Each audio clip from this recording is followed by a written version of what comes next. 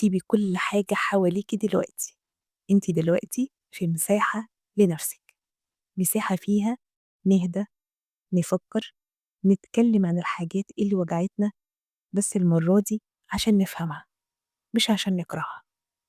أنا رانيا ودي أول حلقة من بودكاست مساحة لنفسِك، هنتكلّم فيها عن الحاجات اللي بتوجعنا وكلمات بتسيب أثر فينا، كلمات ممكن تبان بسيطة بس بتفضل تزن في ودانِك سنين.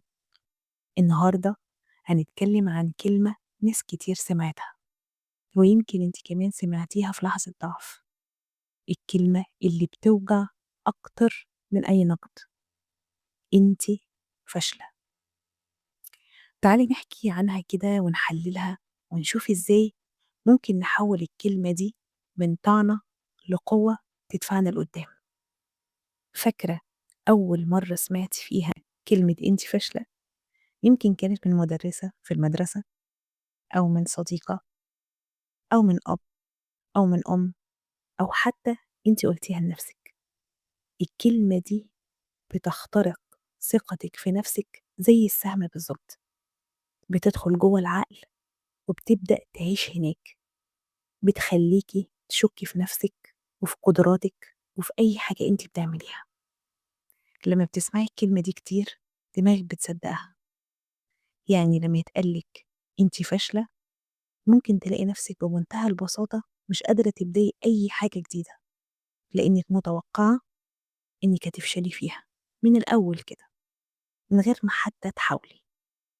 الكلمة دي بتخلق جو من الخوف من المحاولة ومن الغلط والخوف كمان من رأي الناس. بس خلّيني أقول لِك سر بسيط أوي، الكلمة دي مش عنِّك خالص، الكلمة دي عن الشخص اللي قالها ليكِ. أغلب الناس اللي بيقولوا كلمة أنتِ فاشلة بيكونوا هم نفسهم خايفين من الفشل، فبيسقطوا خوفهم عليكِ. خلّونا نتكلم عن الأثر النفسي السلبي اللي بتسببه كلمة أنتِ فاشلة. الكلمة دي لمّا بتتكرر بتتحفر جواكِ، بتدّيكِ إحساس بالعجز، يخلّيكِ ممكن تبطّلي تحلمي أو تحسّي إنِّك مش كفاية، بتأثّر على احترامِك لنفسِك، على طاقتِك، وحتى على طريقة كلامِك مع نفسِك، لإنِّك بتتحوّلي من ضحية الكلمة لصدى الكلمة، بتبدئي إنِّك تردديها جواكِ من غير ما تحسّي، تبدئي تقولي أنا مش هاعرف أعمل كده، أنا دايمًا باغلط، أنا فعلًا فاشلة. شوفي، الكلمة دي بتعيش جوانا أكتر من اللازم لحد ما نقرر إن احنا نطردها من جوانا. عشان كده هقولك إزاي تتعاملي لما تسمعي الكلمة دي. تعالي بقى أقولك إزاي تتصرفي لما تسمعي كلمة أنتِ فاشلة من أي حد. هتعملي 4 خطوات بسيطة جدا. أول خطوة، هتبدأي تفصلي بينك وبين الكلمة دي، يعني لما حد يقولك أنتِ فاشلة قولي لنفسك على طول دي وجهة نظره مش حقيقتي. تاني خطوة هتعمليها، هتسألي نفسك 3 أسئلة: هو الشخص ده عارف أنا بامُر بإيه؟ تاني سؤال، هو الشخص ده جرّب يشوف مجهودي اللي أنا بذلته؟ تالت سؤال، هو رأيه ده مبني على موقف واحد والّا أكتر من موقف؟ لمّا هتسألي نفسِك الأسئلة دي هتفصلي مشاعرِك عن حكم الشخص اللي بيقول لِك الكلمة دي، وهتحافظي على نفسِك. تالت حاجة هتعمليها أو تالت خطوة، هتسمعي الألم بس مش هتعيشي فيه. الكلمة وجعت، طبيعي، اتأثرتِ، عادي، بس ما تسيبيهاش تزرع جواكِ شك، شك في نفسِك وفي قدراتِك. خدي الوجع وحوليه لطاقة، قولي لنفسِك أنا مش فاشلة، أنا باتعلم، أنا باحاول، أنا باجرب وأكيد هاوصل. آخر حاجة هتعمليها، هتحولي الكلمة دي لوقود. كل مرة تفتكري الكلمة دي خليها تكون الشرارة اللي تخليكي تثبتي العكس. عايزاكي تكتبي إنجازاتك حتى لو كانت بسيطة. النهاردة مثلا خلصتي مهمة كنت مأجلاها بقالها فترة، اكتبيها.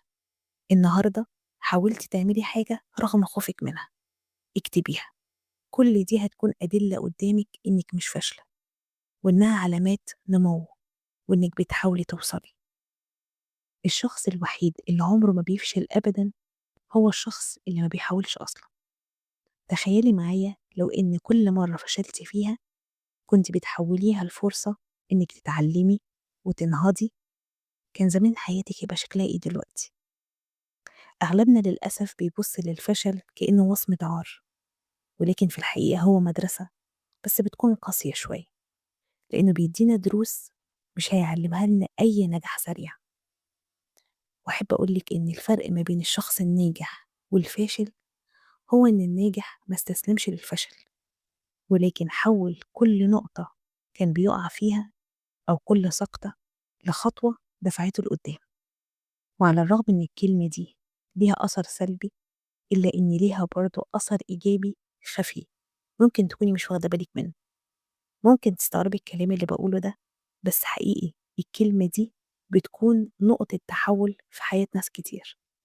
في ناس الكلمة دي كسرتهم، وفي ناس الكلمة دي خلتهم يتولدوا من جديد. في واحدة لما سمعت كلمة انتي فاشلة قالت هتشوفي مين الفاشل فعلا، وخدتها تحدي وبدأت تشتغل وتطور من نفسها وتثبت لنفسها قبل أي حد إنها تقدر. الكلمة دي ممكن تبقى جرس إنذار، مش نهاية الطريق. لو عرفتي تستخدميها صح هتبقى فعلا شرارة النجاح. خلوني كده أشارككم قصة من الواقع مش بعيدة عننا كتير، قصة المخترع توماس إديسون، مخترع المصباح الكهربائي. كلكم طبعا عارفين إنه فشل أكتر من 1000 مرة قبل ما ينجح. تخيلوا، 1000 مرة.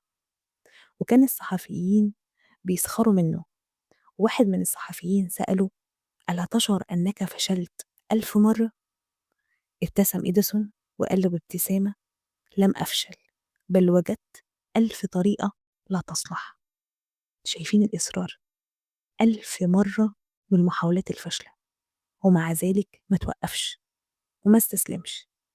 تخيلوا كده معايا لو إديسون عند المحاولة ال100 مثلا كان خلاص زهق واستسلم، كان زماننا كلنا عايشين في ظلام. صح ولا إيه؟ قصته فعلا أكبر دليل إن الفشل عمره ما كان عدوك، بالعكس هو وقود نجاحك. اسألي نفسك كده النهاردة، انت كم مرة اتوقفتي عن المحاولة في حاجة انت بتعمليها بعد أول فشل؟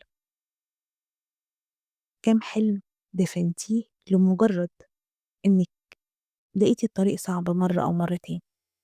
أنا عارفة إن الفشل شيء مؤلم، وإن لحظة السقوط بتكون قاسية جدا، بتخليكي تشعري بالهزيمة، لكن افتكري إن مفيش حد بينجح إلا لما بيصبر وبيواصل الطريق اللي بدأه. ما تسيبيش قصتك تنتهي عند أول وقعة، كملي. الحقيقة إن الفشل مش دليل على ضعفك أبدا، بس هو دليل على شجاعتك في التجربة وفي المحاولة.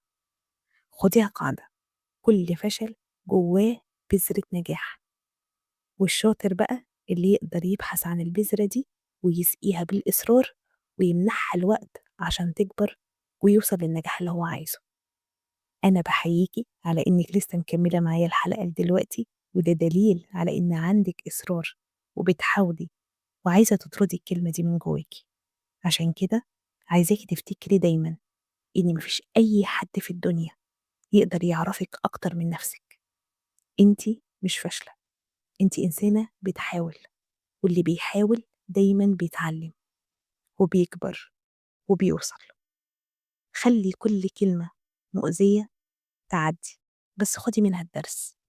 ودرس النهاردة، الكلمات ممكن تكسرك وممكن تبنيكي، والاختيار دايما في ايديكي. ده شعار حلقة النهاردة، وده درس النهاردة. عايزاكي تكتبيه في التعليقات عشان أعرف إنك لسه مكملة معايا الحلقة لحد دلوقتي. بشكرك إنك كنت معايا النهاردة في أول حلقة من بودكاست مساحة لنفسك. ما تنسيش تشاركي الحلقة مع حد محتاج يسمعها، وخليكي مستنية الحلقة الجاية عن كلمة تانية بتوجعنا بس هنفهمها سوا. لحد المرة الجاية، خدي بالك من نفسك واديها مساحتها.